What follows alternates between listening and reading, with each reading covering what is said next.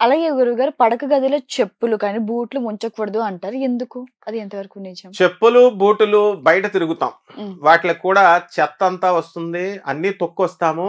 క్రిములు, బాక్టీరియా అంతా వస్తుంది. హ్మ్. ఫంగస్ అంతా వస్తుంది. హ్మ్. మనం పడుకునేది బెడ్‌రూమ్‌లో. కాబట్టి ఇవి డైరెక్ట్ అక్కడికి బెడ్‌రూమ్‌లోకి తీసుకొచ్చినప్పుడు ఆ బాక్టీరియా, ఆ వైరస్ ఇవన్నీ కూడా మనల్ని ఆవహించి మనకు లోపలికి వెళ్ళి మనల్ని అన్‌హెల్తీగా చేస్తుంది. హ్మ్. అనారోగ్యవంతుల్ని చేస్తుంది అన్న ఉద్దేశంతోనే ఈ చెప్పులు, బూట్లు పెట్టొద్దంటారు. రైట్. కార్పొరేట్ హాస్పిటల్స్‌లో నువ్వు చూడు ఐసీయూల్లోకి వెళ్ళినప్పుడు అసలు మొత్తం షూస్ ఇప్పిచ్చేసి, సాక్స్‌లు ఇప్పిచ్చి, సాక్స్‌లు వేయించి లోపలికి ఐసీయూ రూమ్‌లోకి తీసుకెళ్తారు. ఎందుకని? డాక్టర్లు చెప్పేది సింపుల్ ఆన్సర్. హ్మ్. ఒక్కటే ఏంటంటే ఇన్ఫెక్షన్స్. హ్మ్. ఇన్ఫెక్షన్స్ కోసం అది బిల్డప్‌లు కూడా అనుకో హాస్పిటల్‌లో మరీ మామూలుగా నడిచేసినంత మాత్రాన ఏమి ఇన్ఫెక్షన్ రావు.